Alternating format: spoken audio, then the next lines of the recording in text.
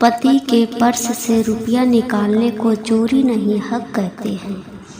इसी पर्स में पूरे 15,000 रखे थे, मुझे अच्छे से याद है, और तब से मैंने यह पर्स इस्तेमाल भी नहीं किया। फिर इसमें से लगभग 5,000 रुपये कहाँ गए? पर्स को अच्छे से देखने के बाद विशैली परेशान होकर खुद से ही बातें कर रही थी। तभी कमरे में सासू कल्याणी जी आई।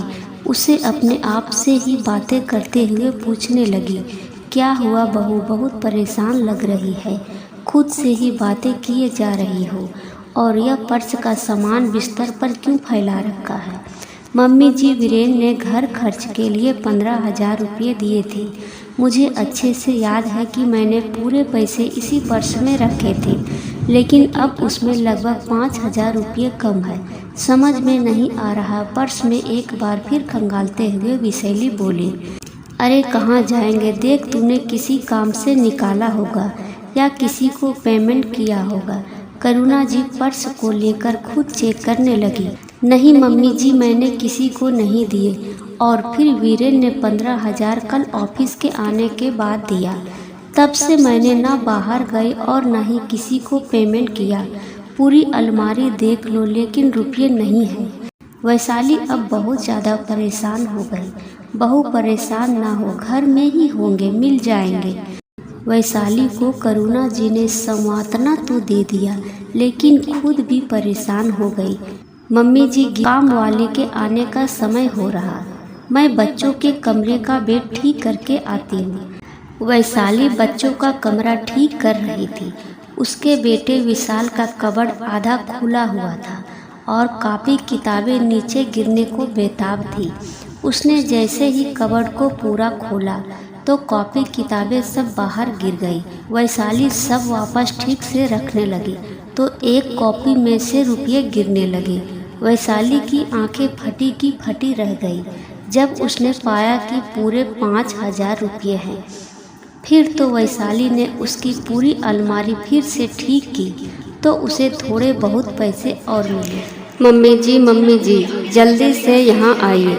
करुणा जी जल्दी से कमरे में आई तो वो भी खोए रुपयों को विशाल के कबर्ड से निकालते देख शॉक हो गई। बहू, अपना विशु चोर है, उसने अपने ही घर में चोरी की। विशाल और मीनी जब स्कूल से आए तो मम्मी जी और दादी को गुस्से में देख घबरा गए। मीनी ने डरते हुए पूछा, मम्मा, दादी, क्या हुआ, आप दोनों गुस्से में क्यों हैं? और मम्मा, आपको देखकर लग रहा है कि जैसे आप बहुत रोई हैं। तुम दोनों एक बात बताओ, मैंने, पापा ने और दादी ने कभी भी किसी चीज़ के लिए तुम लोगों को मना किया है? तुम्हारी किसी ख्वाहिशों को पूरा नहीं किया? क्या ऐसा हुआ है? मेरी परवरिश में क्या कमी रह गई जो विशु तुम चोर बन गए? अपने ही घर में तुमने चोरी की। वैशाली की आंखें गुस्से से लाल थी। विशु बेटा, तुमने मम्मी के पर्स से 5,000 रुपये निकाले थे, सच बोलना, क्योंकि तुम्हारे कबर्ड से, तुम्हारी कॉपी से रुपये मिले हैं। करुणा जी ने विशाल को अपने पास बुलाकर प्यार से पूछा। हाँ दादी, रुपये मैंने लिए, लेकिन चोरी नहीं किए। मैंने पैसे मम्मा के पर्स से निकालकर अपने पास रख लिए, बस। विशु ने आराम से बोला। बिना बताए किसी के पर्स से पैसे निकालने को ही चोरी कहते हैं, क्या इतना भी तुम्हें नहीं पता? विशाल की बात सुनकर वैशाली का गुस्सा और बढ़ गया। लेकिन मम्मा, आप भी पापा को बिना बताए अक्सर उनके पर्स से या फिर कपड़े धोते समय शर्ट या पैंट जींस से पैसे निकाल लेती हैं। और उस दिन आप निशा आंटी से फ़ोन पर बोल रही थी कि कपड़े धोते समय पति की जेब से पैसे मिलने पर बहुत खुशी होती है, जैसे कोई कुबेर का खजाना मिल गया। और पर्स से बिना बताए कुछ रुपये निकालने को चोरी नहीं, पत्नी का हक कहते हैं। तो मैं भी उनके पर्स से कभी 50, कभी 100 रुपये निकाल लेता था, लेकिन कल आपके पर्स में बहुत ज़्यादा पैसे थे, तो उस वक्त जितने हाथ में आए मैंने निकाला और अपने पास रख लिया। मम्मा, आप सही कहती हो, ऐसे पैसे निकालकर अपने पास रखने में बहुत अच्छा लगता है। विशाल की बात सुनकर वैशाली और करुणा जी के होश ही उड़ गए। वैशाली वहीं जमीन पर थप से बैठ गई। हे भगवान, मैं अपने ही बच्चों को गलत शिक्षा दे रही थी। मैं खुद चोरी कर रही थी और विशु को चोर समझ रही थी। वैशाली बोलते बोलते रोने लगी। बहु बच्चे गीली मिट्टी के समान होते हैं। वे अपने घर में, अपने परिवार में जो कुछ भी होता है उससे ही सीखते हैं। हम जैसा आचरण करते हैं बच्चे भी वही करते हैं। जाने अनजाने में तुम्हारी यह हरकत को विशु ने देखा भी और तुम्हारी बातों को सुना भी। फिर उसे जो समझ आया उसने वही किया।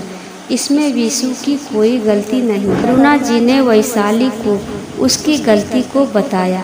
सही कहा मम्मी जी, अपने बच्चे गीली मिट्टी के समान होते हैं, जैसे ढालो ढल जाते हैं। वैशाली विशु के आगे कान पकड़कर खड़ी हो गई। सॉरी, मैंने जो कुछ भी किया वो गलत था। किसी को बिना बताए उसका सामान या रुपये लेने को चोरी ही कहते हैं।